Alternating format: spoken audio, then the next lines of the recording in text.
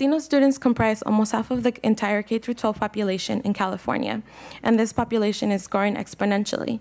Despite this, Latino students remain underrepresented throughout the educational pipeline. In this figure, we're seeing the results of a study that followed 100 students through this educational pipeline. As you can see here, Latinos, from 100 students that entered elementary school, 54 graduated from high school, 11 graduated from college, and of these, only 4 went on to graduate school. From these, only 0.3% were able to receive a PhD. As we can see, Latino students, in comparison to other minority populations and whites, performed at lower rates, almost equally with African Americans, but still they performed lower across the whole educational pipeline.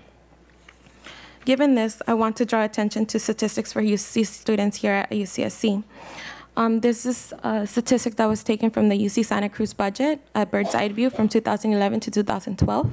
According to this, the Hispanic population comprises 20% of the undergraduate population. In an article written by Gully Lesnier in January 2012 for UCSC, he found that the incoming application rate for Chicano Latino students was 29.6%. Given this, as UCSC rapidly moves towards becoming a Hispanic-serving institution, Latino students demand that the university serve the needs of all minority students. Thus far, research that I found on ethnic studies highlights the impact of ethnic studies on high school students and their educational attainment. For instance, some of the potential benefits that are highlighted are the learning through counter-hegemonic discourses that promote positive self-identities, unlearning internalized racism, fostering the use of culturally relevant pedagogy. Ethnic studies programs overall aim to improve learning opportunities for students of underprivileged and diverse backgrounds. Although research lacks an analysis that includes the benefits that ethnic studies provides to students in higher education. So for this reason, my study will be looking at how, and we'll try to fill in the gaps for the literature for higher education, and most importantly, look at how students discuss ethnic studies in its absence through the context of HB 2281. So for this study, I conducted an in-depth online survey, which was done on Google Docs, and it was sent through a random sample technique via Facebook, word of mouth, and Latino organizations. It targeted all Latina students interested in dialogue about ethnic studies at UCSC, and it prompted students to discuss their academic backgrounds, current majors, their minors, and discuss why they had chosen them. It prompted students about their perceptions of the current state of ethnic studies, the necessity and benefits of ethnic studies at UCSC, and their overall interest in ethnic studies as an area of study. Some limitations that I met in doing this project was that the random sampling technique yielded 5 participants, so it's definitely not representative of all Latino students' attitudes at UCSC. And only Latino students were asked to participate, so it's not representative of other minority students. And I would like to emphasize that the purpose of the study was not to privilege the experiences of Latino students, but considering that we are rapidly moving to becoming a Hispanic-serving institution, I feel it is necessary for us to discuss how to better meet and serve the needs of all the incoming and all the students at this institution. So about my participants, I had 5 students from UCSC, 4 were female, and 1 was male. In terms of identification, 3 identified as Latino, Latina, and 2 identified as Chicano, Chicana. All 5 were first-generation students, and 3 of these were transfer students. In terms of their majors, 1 was a psychology major, and 4 were Latino, Latina, and Latin American studies majors. I think it's important to highlight how most of my participants were LALS majors, which is an ethnic studies field here at UCSC. And one thing that they emphasize because of the lack of inclusion within their majors, students still sought validation for their experience in other fields like sociology and feminist studies.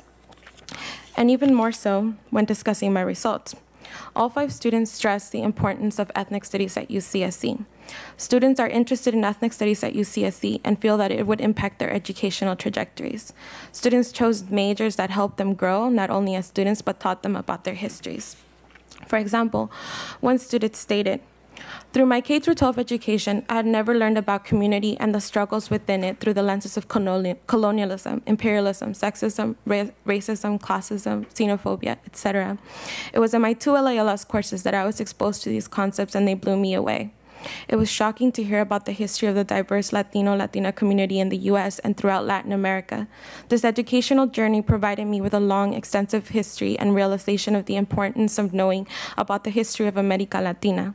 I chose this major because it provided me with much needed knowledge and because it was one of the first bases for me as a freshman at UCSC that I saw people who looked like me, who shared similar experiences like me, and who deeply yearned to learn about their communities like me.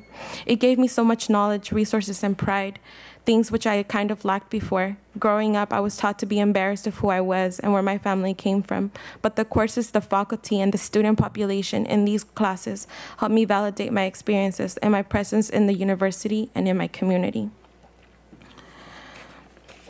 Students also, given the current racial climate, students are aware of the current trend against ethnic studies and how it affects them. One student, when asked about the current state of ethnic studies and what they thought about it, stated, "The current state of ethnic studies is in trouble. With the banning of Mexican American studies in Tucson and with racial hostility throughout the country, it is obvious that there are many people who fear ethnic studies and people of color educating themselves on their history. There are opponents of ethnic studies that promote the idea that this field of study promotes the overthrow of the government, racial separation, preference, isolation, and national terrorism, all which is in fact not true. But because there are people out there who believe that and influence the public to believe the same, I think that the current state of ethnic studies is under fire, which is why it is an important journey to take, to be able to own and learn about our own history and not be told we're doing something bad or reading banned books."